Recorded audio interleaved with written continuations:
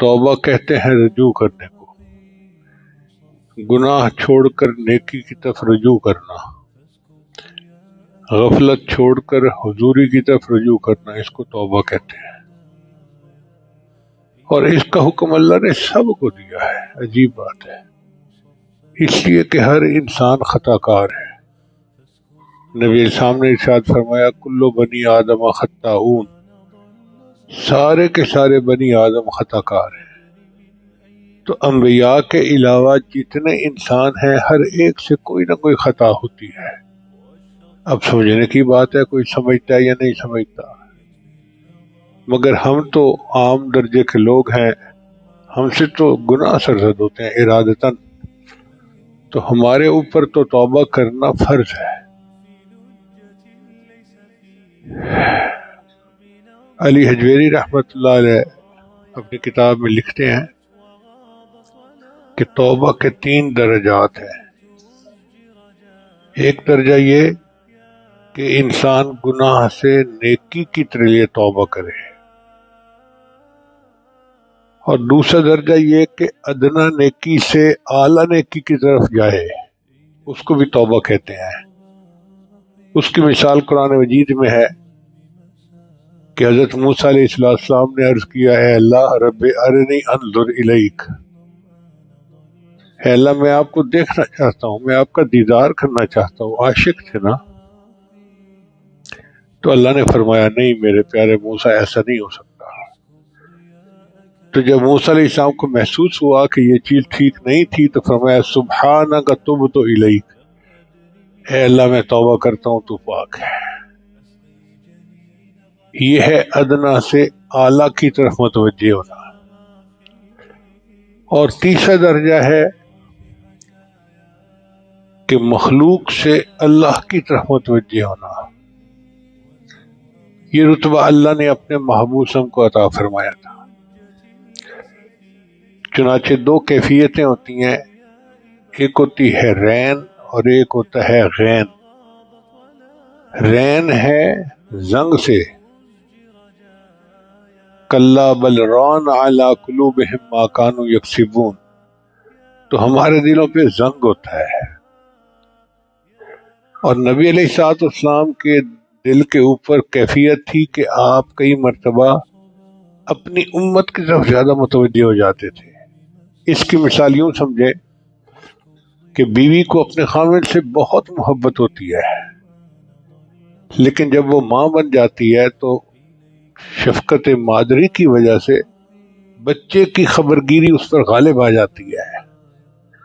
تو ہم نے دیکھا کہ کئی خاوند شکوہ کرتے ہیں تجھے تو بچے کی پڑی رہتی ہے، میری فکر ہی نہیں۔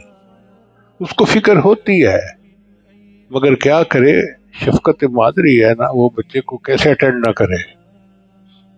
تو نبی علیہ السلام رحمت للعالمین تھے۔ میرے آقا کی شفقت کئی مرتبہ امت پر اتنی ہو جاتی تھی کہ وہ محسوس فرماتے تھے، تو نبی علیہ السلام اس پر بھی استغفار کرتے تھے۔ چنانچہ نبی علیہ السلام نے فرمایا انہ لا یغان علی قلبی، میرے دل پر بھی غین آ جاتی ہے اور میں روزانہ 70 مرتبہ استغفار کرتا ہوں۔ اب آپ اندازہ لگائیے کہ وہ ہمارے محبوب صلی اللہ علیہ وسلم جو معصوم تھے وہ بھی 70 مرتبہ استغفار کرتے تھے، ہمیں تو اور بھی زیادہ کرنا چاہیے۔ اور ان کو بھی اللہ تعالیٰ استغفار کا حکم فرماتے ہیں۔ چنانچہ ارشاد فرماتے ہیں اذا جاء نصر اللہ والفتح ورأیت الناس يدخلون فی دین اللہ افواجا فسبح بحمد ربک واستغفر، اے میرے محبوب اللہ کی تسبیح بیان کیجیے اور استغفار کیجیے۔ اللہ اکبر کبیرہ۔ اس کا مطلب یہ کہ ہم میں سے ہر بندے کو توبہ کرنی ہے، استغفار کرنا ہے، ہر بندے کو جو بھی ہے۔ اور توبہ کی توفیق بھی اللہ دیتے ہیں۔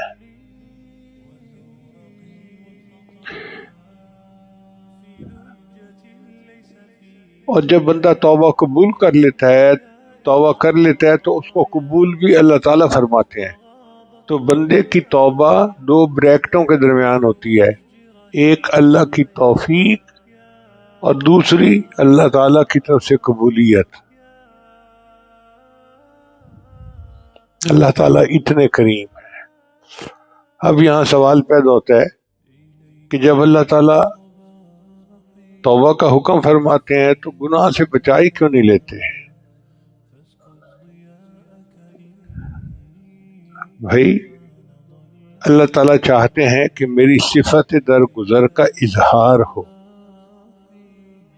اللہ تعالیٰ اپنی صفت عفو کا اظہار فرمانا چاہتے ہیں. اسی لیے نفس کی وجہ سے، شیطان کی وجہ سے انسان گناہ کرتا ہے اور اللہ کی طرف رجوع کرتا ہے، اور ایسا بندہ اللہ کو بہت پیارا، بہت پیارا. چنانچہ حدیث مبارکہ میں آتا ہے کہ جبریل سامنے آ کر کہا، اے اللہ کے حبیب صلی اللہ علیہ وسلم، قیامت کے دن ایک بندے کو جہنم میں ڈالا جائے گا، تو اللہ تعالیٰ مجھے حکم فرمائیں گے، جبریل جاؤ اس بندے کے پاس، یہ مجھ سے دعا مانگتا تھا یا حنان یا منان، تو اس سے پوچھو کہ یہ یا حنان یا منان کس کو کہتا تھا. تو میں اس سے پوچھوں گا تو وہ کہے گا کہ اللہ کے سوا کوئی حنان اور کوئی منان نہیں، میں اسی سے دعائیں مانگتا تھا. اللہ فرمائیں گے اچھا، اگر یہ مجھے حنان اور منان مانتا تھا تو اس کو جہنم سے نکال لو. آپ اندازہ لگائیے اللہ کی رحمت کا کہ یا حنان اور یا منان ایک مرتبہ کہنے پر اللہ معاف فرما دیں گے. نبی عیسیٰ نے فرمایا کہ ایک بندے کو اس کے گناہوں کی وجہ سے جہنم کی طرف لے جایا جائے گا. جب وہ جہنم کے قریب پہنچے گا تو جہنم کی آگ سمٹ جائے گی، پیچھے ہٹ جائے گی. تو فرشتے پوچھیں گے یا اللہ جہنم کی آگ سمٹ رہی ہے، مسئلہ کیا ہے؟ تو اللہ تعالیٰ فرمائیں گے یہ میرا وہ بندہ ہے کہ جو گناہوں پہ روتا تھا، اور جس آنکھ سے اپنے گناہوں پہ توبہ کا آنسو نکل آیا اس کو جہنم کی آگ نہیں جلا سکتی. اس لیے ہمیں چاہیے کہ ہم تنہائی میں اللہ کے حضور اپنے گناہوں کی معافی مانگیں اور خوب رونا دھونا کریں. اللہ کو یہ رونا دھونا بہت پسند ہے. ایک مرتبہ نبی علیہ السلام نے ارشاد فرمایا وَعَظَمْ بَلِيغًا، بڑا ہی بلیغ بیان تھا. محبوب کی تو ہر بات ہی بلیغ ہوتی تھی. تو ایک صحابی اونچا رونے لگے تو نبی علیہ السلام نے فرمایا کہ اس کا رونا اللہ کو اتنا پسند آیا کہ اس کے رونے کی وجہ سے اللہ نے محفل کے سب لوگوں کی مغفرت فرما دی. یعنی ایک بندے کا رونا اللہ کو اتنا پسند کہ اللہ نے اس کی وجہ سے پورے مجمع کی مغفرت فرما دی. اس لیے نبی علیہ السلام کے ناموں میں سے ایک نام ہے نبی التوبہ. یہ نام کیوں رکھا گیا؟ ایک تو یہ کہ نبی صاحب خود توبہ استغفار کی کثرت فرماتے تھے، اور دوسری بات یہ کہ اللہ نے محبوب کی امت کے لیے توبہ کو بہت آسان کر دیا. پہلی امتوں کے لیے توبہ مشکل تھی. بنی اسرائیل کو تو اللہ فرماتے تھے کہ تم اپنے آپ کو زخمی کرو اور خون نکالو تب تمہاری توبہ کو مانا جائے گا. اور اس امت کے لیے اللہ نے کوئی شرط نہیں رکھی، حتیٰ کہ زبان سے توبہ کے الفاظ کہنا بھی شرط نہیں رکھی.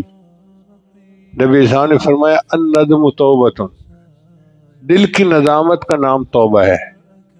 جب کوئی بندہ اپنے دل میں نادم ہو جاتا ہے، یار میں نے فلاں کام برا کیا، مجھے نہیں کرنا چاہیے تھا، یار مجھ سے غلطی ہوئی، میں آئندہ ایسا نہیں کروں گا. جب بندہ دل میں افسوس کرتا ہے نا تو اسی کا نام توبہ ہے. اب یہاں علماء نے ایک علمی نقطہ لکھا ہے. وہ فرماتے ہیں آخر وجہ کیا تھی؟ وہ بھی انسان تھے جو پہلی امتوں والے تھے. اور ہم بھی انسان ہیں، تو ان کے لیے اتنی مشکل توبہ اور ہمارے لیے اتنی آسان. تو انہوں نے اس کا جواب دیا. ان کا اس کی وجہ یہ ہے کہ پہلی امتوں کے پاس جب نبی آئے بنی اسرائیل کے پاس اور انہوں نے اللہ کا پیغام پہنچایا، تو انہوں نے آگے سے جواب دیا کہ ہم اس وقت تک ایمان نہیں آئیں گے حتی نر اللہ جہرتن، جب تک ہم اللہ تعالیٰ کو ظاہر میں دیکھ نہیں لیں گے.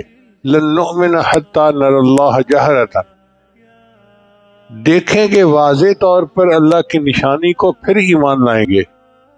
تو انہوں نے ایمان کے لیے نشانی مانگی واضح طور پہ. تو اللہ نے بھی کہہ دیا ٹھیک ہے، اب تم توبہ کرتے ہو تو میں واضح نشانی مانگتا ہوں. توبہ کرتے ہو تو میں آؤ باہر، میں تمہارے اوپر بادل جو ہے لے آؤں گا، اور اس اندھیرے میں تم اپنے آپ کو فقتلوا انفسکم، چھریاں لگاؤ اور اپنے آپ سے خون نکالو. جب ظاہر خون نکلے گا تب میں مانوں گا ہاں تم توبہ کرتے ہو. اور اس امت کو اللہ تعالیٰ نے رحمت فرمائی کہ جب نبی علیہ السلام نے اللہ کا ایمان پیش کیا تو انہوں نے کوئی دلیل نہیں مانگی. حضرت ابوبکر صدیق نے بلا دلیل اللہ کو مانا. تو جب امت نے بلا دلیل اللہ کو مانا تو اللہ نے قاعدہ بنا دیا کہ میرے بندو، میں تم سے بھی تمہاری توبہ کے لیے کوئی دلیل نہیں مانگوں گا. تم دل میں افسوس کر لو گے، نادم اور شرمندہ ہو جاؤ گے. میرے بندو، مجھے وہی ندامت پسند ہے. الندم توبۃ. اللہ تعالیٰ کو توبہ سے اتنی خوشی ہوتی ہے، اتنی خوشی ہوتی ہے کہ حضرت موسیٰ علیہ السلام نے پوچھا یا اللہ، جب کوئی تیرا گناہ گار بندہ تجھے پکارتا ہے تو آپ کیا جواب دیتے ہیں؟ فرمایا میں 3 دفعہ کہتا ہوں لبیک لبیک لبیک. یعنی بندہ ایک دفعہ اللہ کو پکارتا ہے، اللہ 3 دفعہ جواب دیتے ہیں لبیک میرے بندے، لبیک یا عبدی، میرے بندے لبیک. اور پھر اللہ نے فرمایا کہ اے میرے پیارے موسیٰ علیہ السلام، جو مجھ سے پیٹھ پھیر کے دنیا کی طرف جاتے ہیں، جب میری رحمت کا تقاضا ان کے لیے اتنا ہے تو جو میری طرف رخ کر کے آنا چاہتے ہیں ان کے لیے میری رحمت کتنی ہوگی.